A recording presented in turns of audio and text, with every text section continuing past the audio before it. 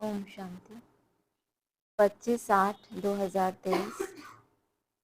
मीठे बच्चे, यह संगम युग है ब्राह्मणों की पुरी। इसमें तुम ब्रह्मा के बच्चे बने हो। तुम्हें बेहद के बाप का वर्षा लेना है और सभी को दिलाना है। प्रश्न है, इस ज्ञान को अच्छी रीति समझने के लिए किस प्रकार की बुद्धि चाहिए? उत्तर है, व्यापारी बुद्धि वाले ही इस ज्ञान को अच्छी रीति समझेंगे। यह है बेहद का व्यापार। बाप बच्चों को भिन्न भिन्न कमाई की युक्तियां बताते रहते हैं। बच्चों का काम है मेहनत करना। ऐसी युक्ति निकालनी चाहिए जिससे स्वयं की भी कमाई जमा होती रहे और सर्व का भी कल्याण हो। बाप की याद और सेवा ही कमाई का साधन है। गीत है, रात के राही थक मत जाना। ओम शांति। पारलौकिक बाप बच्चों के प्रति समझा रहे हैं। कहते हैं कि बच्चे, मुझ अपने पारलौकिक परमपिता परमात्मा को भूलना नहीं है।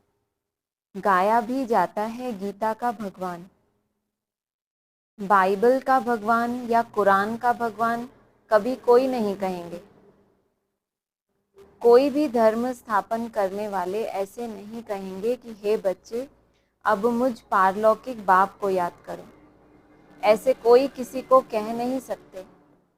बच्चा पैदा होता है, बाप को जानते हैं, बाप को ही याद करते रहेंगे क्योंकि वारिस है। अब पारलौकिक बाप कहते हैं, हे मेरे सिकीलधे बच्चे, अब तुमको मेरे पास आना है। मैं तुम बच्चों को परम धाम निर्वाण धाम ले चलने आया हूँ।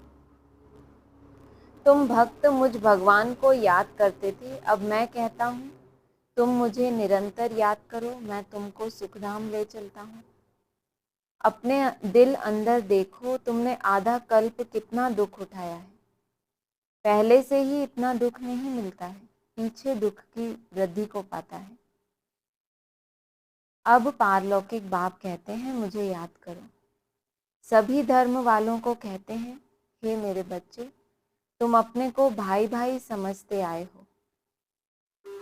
अब तुम आत्माओं का जो पारलौकिक बाप है, जिसको सब जीवात्माएं दुख में याद करती आई हैं, वह अब ब्रह्मा मुख कमल द्वारा तुम बच्चों को समझा रहे हैं।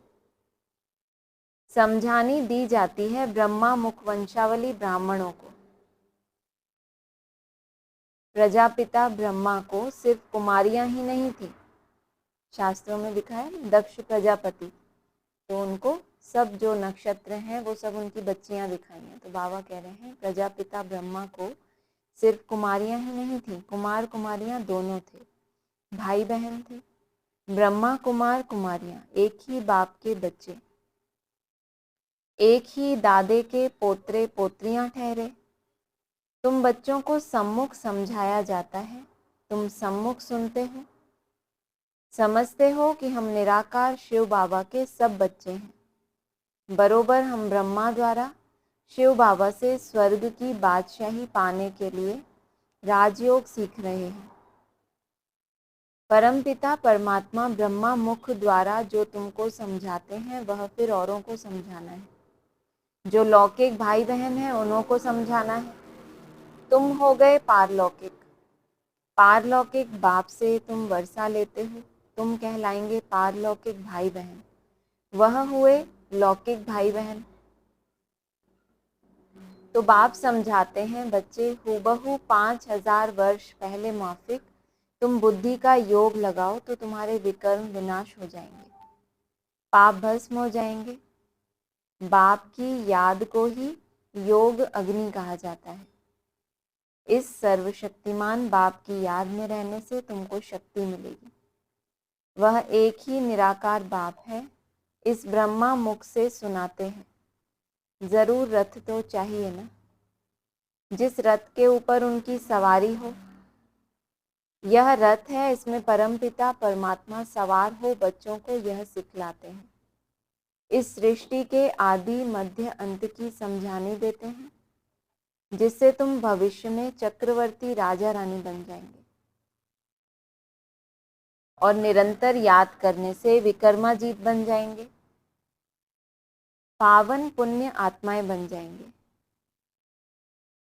बाबा जो स्वर्ग स्थापन करते हैं उस स्वर्ग के तुम चक्रवर्ती महाराजा महारानी बनेंगे, सो भी 21 जन्मों के लिए। और भारत में जो भी उत्सव होते हैं, शिव जयंती, होली, राखी, जन्माष्टमी, दिवाली आदि, इन सब उत्सवों का महत्व और हर एक की बायोग्राफी हम आपको सुनाते हैं। आओ बहनों भाइयों, हम आपको पारलौकिक बाप का परिचय दें। परिचय ले सहज राजयोग सीख तुम विश्व के मालिक बनेंगे।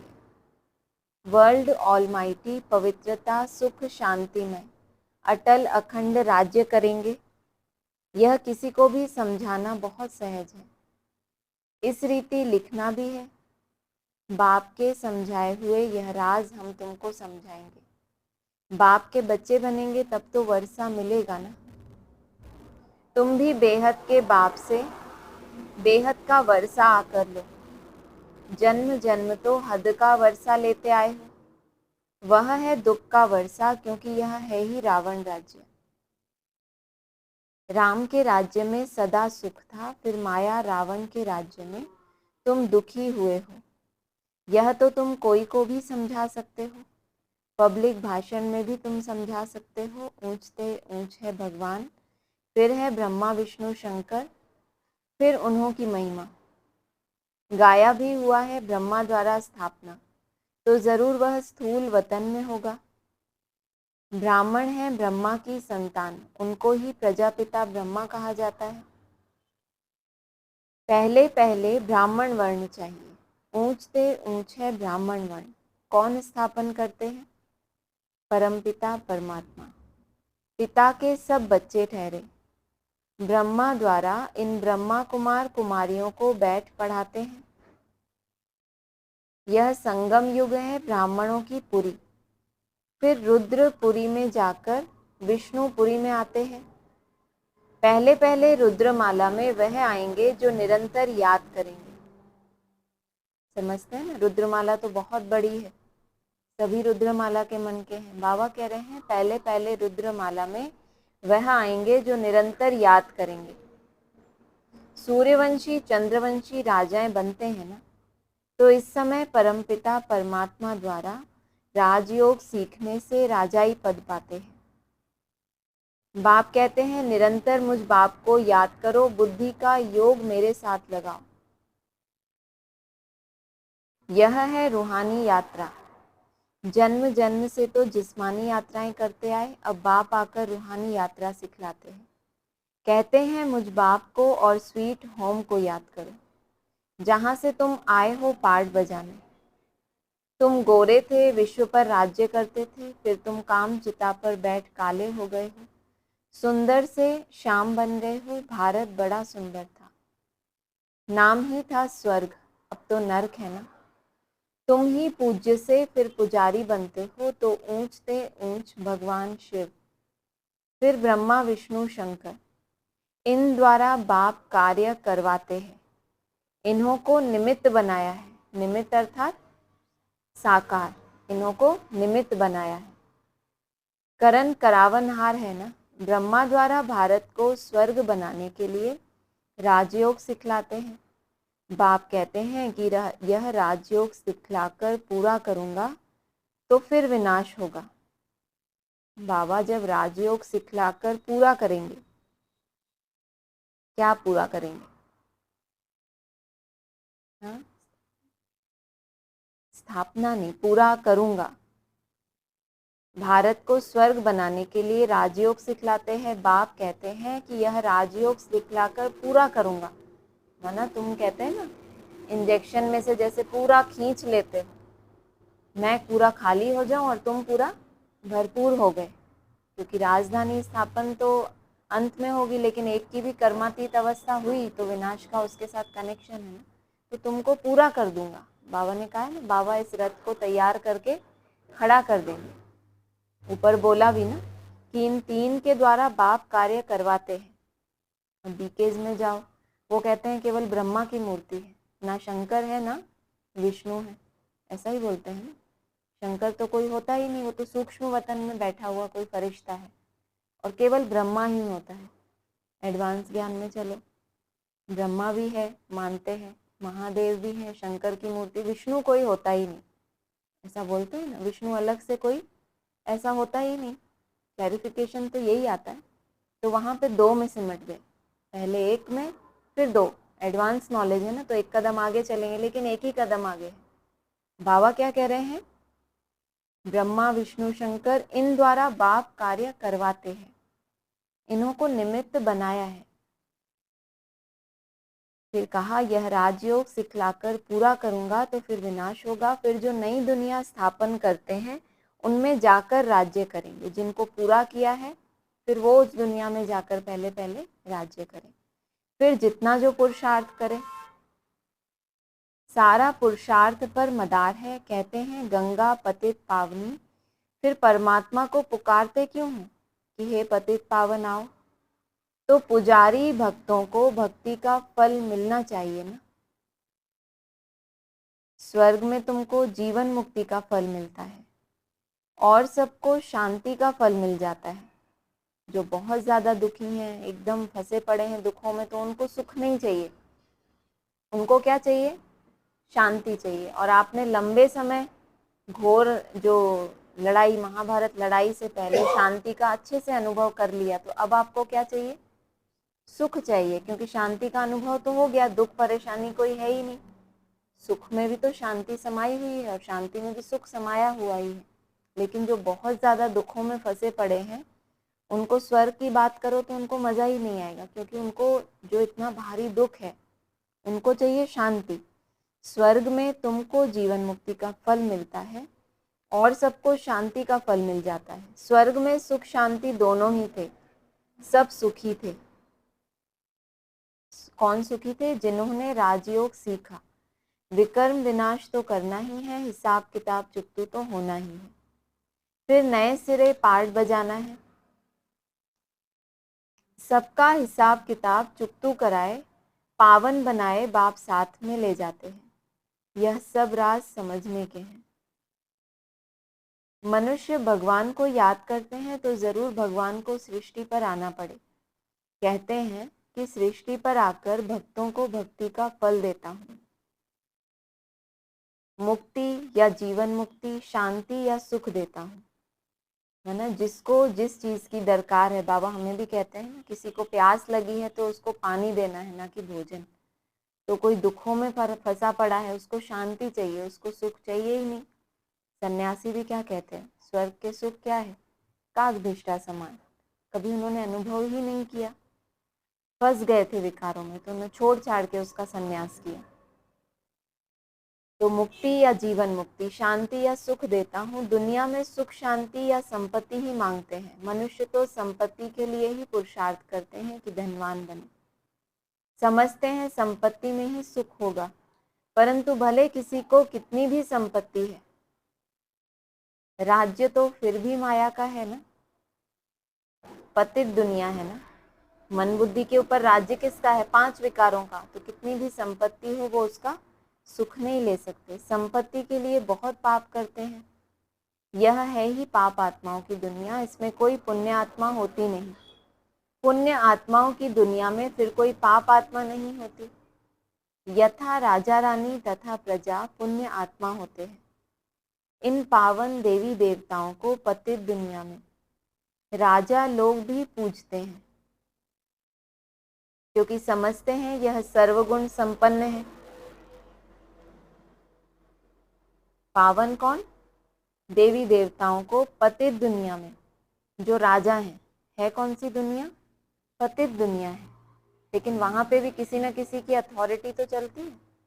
उस पतित दुनिया के हिसाब से कुछ ना कुछ कंट्रोलिंग पावर होगी, कुछ ना कुछ पुरुषार्थ होगा, तो वो हो गए पतित दुनिया के राजा हैं। तो वो राजा लोग भी क्या करते हैं, पावन देवी देवताओं को पूजते हैं, क्योंकि समझते हैं कि यह सर्वगुण संपन्न है।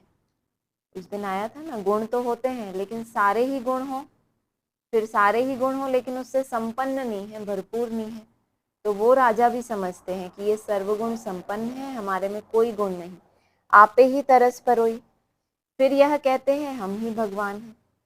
पतितों को पावन बनाने वाला तो एक ही बाप है। पतित पावन कहने से बुद्धि चली जानी चाहिए निराकार भगवान की तरफ। निराकार उपासी भी होते हैं ना, तो वह निराकार बाप है ऊंचते ऊंच। जब तक उनका पूरा परिचय नहीं है तो उपासना क्या करेंगे? किसकी उपासना? निराकार बाप की। क्या करनी है? उपमाना। उपमाना क्या? उप प्लस आसना। उपमाना नजदीक, आसना माना बैठना, उसके नजदीक विराजमान होना। ऊपर बोला ना, तुम्हारे सारे हिसाब किताब चुकतू कराए, पावन बनाए, फिर अपने साथ लेके जाऊंगा। माना उसके साथ चलने के लिए भी कंडीशन है, तो साथ में उपासना माना उसके नजदीक बैठने के लिए भी तो कंडीशन है। जब तक उनका पूरा परिचय नहीं तो उपासना क्या करेंगे? भले कहते हैं परमपिता परमात्मा शिव है, निराकार उपासी है ना, निराकार को याद करने वाले, परंतु वह है कौन? पूरा परिचय चाहिए ना। निराकार को क्यों याद करते हैं? उससे क्या मिलेगा? क्या निराकारी दुनिया में जाएंगे?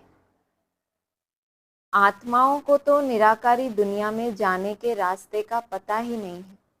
इसका मतलब कोई निराकारी दुनिया है, वहां जाने का रास्ता है, और रास्ता तय करने वाली आत्मा। उस रूहानी यात्रा बोला ही इसलिए है क्योंकि उस निराकारी दुनिया में जाने का रास्ता आत्माओं को तो पता नहीं है। भले सब याद करते हैं, ब्राह्मणों की दुनिया में मैक्सिमम आत्माएं क्या करती हैं? निराकार को याद करती हैं, परंतु बिगर परिचय। इस प्रकार याद करने से तो कोई पावन नहीं बनेंगे। यहाँ तो निराकार खुद साकार में आते हैं। मनुष्य तो निराकारी दुनिया में जाने के लिए कितने शास्त्र आदि पढ़ते हैं, परंतु कोई जा नहीं सकते। रास्ते का भी पता नहीं है कि बिना पवित्र बने उस निराकारी दुनिया को हम टच नहीं कर सकते। जिस्मानी यात्रा के पंडे लोग रास्ता जानते हैं तब तो ले जाते हैं ना। यहाँ इस रास्ते को कोई जानता नहीं जो समझाए। इसके लिए कहते हैं बेअंत है, तो फिर याद कैसे करें? कुछ भी समझते नहीं। कोई ने कहा बेअंत है, कोई ने कहा निराकार है, तो फिर निराकार उपासी बने। आजकल तो फिर कह देते हैं हम वही हैं, बहुत प्रयास किया, अब निराकार का छोर कहाँ से पाएंगे? कैसी बिंदी है, कहाँ रहती है, कैसे हमारे से कनेक्ट होती है? तो जब कुछ भी समझ में नहीं आया तो क्या कहा? आजकल तो फिर कह देते हैं हम वही हैं। दिन प्रतिदिन तमो प्रधान मत होती जाती है। जो आता है वह कहते रहते हैं। बाप समझाते हैं, ऊंचते ऊंच बाप गाया जाता है। सर्वव्यापी कहने से तो सब ऊंचते ऊंच हो जाते हैं। इतने पतित दुखी, वह फिर ऊंचते ऊंच कैसे होंगे? एक तरफ कहते हैं नाम रूप से न्यारा है, फिर उनको पत्थर भीतर में लगाना, इसको ही धर्म की ग्लानि कहा जाता है। अभी फिर कहते हैं हम ही परमात्मा हैं। अभी जो कुछ पास्ट हुआ सब ड्रामा है, वह फिर भी होगा। भूल पिछाड़ी भूल, ग्लानि पिछाड़ी ग्लानि करते करते भारत ऐसा पतित हो गया। बाप का परिचय तो सबको मिलना है, तुम्हारा प्रभाव निकलेगा। इतने ढेर ब्रह्मा कुमार कुमारियों द्वारा ज्ञान मिलता है। यह तो बरोबर परमपिता परमात्मा की ही बात है। सबसे ऊंचते ऊंच है परमपिता परमात्मा, उनकी महिमा बहुत है, पारावार नहीं। ऐसा नहीं कि 32 गुणों में आप उसको बांट सकते हो, उसकी महिमा का कोई पारावार नहीं है। अभी बाप बैठ अपना परिचय देते हैं, मैं क्या करता हूँ। तुम तो कहते हो वो अकर्ता है, अजन्मा है। बाप बताते हैं कि मैं क्या करता हूँ। मैं आकर सभी पाप आत्माओं को पुण्य आत्मा बनाता हूँ, राजयोग सिखलाता हूँ। गाया भी जाता है ईश्वर की गत मत न्यारी है। तो ज़रूर जब यहाँ आएंगे तब तो मत देंगे ना। क्राइस्ट की 16 क्रिश्चियन धर्म स्थापन करना, बाप की मत तो सबसे न्यारी है। यह बाप तो है सबसे ऊंच। भारत में मनुष्य मात्र में श्रेष्ठ ते श्रेष्ठ देवी देवताएं ही डबल सिरताज बने हैं। बाप की है श्रीमत। भगवानुवाच, मैं तुमको राजयोग सिखलाता हूँ जो और कोई सिखला न सके। लिखा हुआ है भगवानुवाच, वह है ही हेवनली गॉड फादर जो स्वर्ग की स्थापना करते हैं। स्वर्ग के लिए तुम ब्राह्मणों को राजयोग सिखलाते हैं। ब्राह्मण वर्ण सबसे ऊंच हो गया। बाप सर्विस की युक्तियां बहुत बतलाते हैं, भले कोई गालियां भी दे। तुम चित्र रख दो, उनमें लिखा होगा इन वर्णों में भारत ही आता है। अब है कलयुग शूद्र वर्ण, फिर तुम बाप द्वारा ब्राह्मण बने हो। तुम्हारा नाम है ब्रह्मा कुमार कुमारी। तुम्हारे चित्र ऐसे होने चाहिए जो मनुष्यों को वंडर लगे कि ऐसे चित्र तो कहीं देखे ही नहीं। म्यूजियम है ना, म्यूजियम माना जहाँ चैतन्य चित्र विराजमान है, लेकिन चित्र ऐसे होने चाहिए जो मनुष्यों को वंडर लगे कि ऐसे चित्र तो कहीं देखे नहीं। सालों से देख रहे हैं ना, 50 वर्ष वाले चित्र देखे, 60 वर्ष से चल रहे हैं, सब चित्रों को देखा। ब्राह्मण इंतजार कर रहे हैं किसी की दृष्टि से हमको कोई अनुभूति हो जाए, लेकिन ऐसा कोई चित्र उनको दिखा ही नहीं। यह ज्ञान व्यापारी बुद्धि वाले अच्छी रीति समझ सकते हैं, यह व्यापार भी अच्छा है तो श्रीमत देने वाला भी सर्वोत्तम है, परंतु बहुत बच्चे मेहनत नहीं करते, घर में सोए पड़े रहते हैं तो बाबा खड़ा करते हैं। तुम एक चित्र बनाएंगे, इससे हजारों का कल्याण होगा, सब तुम्हारी वाह वाह करेंगे। एक चित्र भी अगर बना दिया, इतने सारे ब्राह्मणों की मेहनत चल रही है, संगठित योग चल रहा है, बाबा कह रहे हैं अगर एक चित्र भी बना दिया तो कितनों का कल्याण होगा, हजारों का कल्याण हो जाएगा। जड़ चित्र तो कितने बनाए, एक एक प्रदर्शनी में 24-24 चित्र हैं, हो गया बहुतों का कल्याण। कोई कल्याण नहीं, सब तुम्हारी वाह वाह कहेंगे, करेंगे, वंदे मातरम कहेंगे। अच्छा, माता पिता बाप दादा का मीठे मीठे सिक्की लदे बच्चों प्रति याद प्यार गुड मॉर्निंग। रूहानी बाप की रूहानी बच्चों को नमस्ते। रूहानी बच्चों की रूहानी बाप दादा को नमस्ते।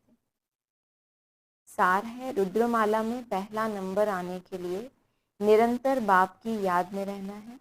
बाप और स्वीट होम की याद से स्वयं को पावन बनाना है। रूहानी पंडा बन सबको सच्ची यात्रा करानी है। एक बाप की श्रीमत से स्वयं को डबल सिरताज बनाना है।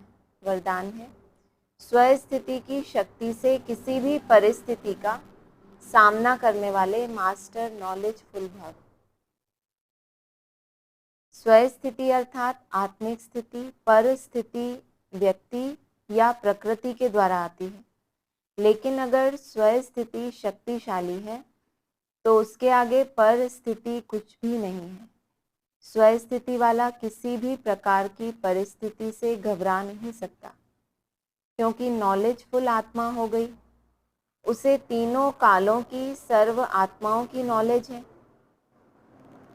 वह जानते हैं कि यह परवश है, जो भी परिस्थिति बनी है या तो व्यक्ति के द्वारा या प्रकृति के द्वारा, वह जानते हैं यह परवश है, इसीलिए शुभ भावना शुभ कामना द्वारा उसकी सेवा करेंगे, घबराएंगे नहीं, सदा मुस्कुराते रहेंगे। स्लोगन है, भाग्यवान वह है जो सदा भाग्य के गुण गाए, कमजोरियों के नहीं। ओम शांति।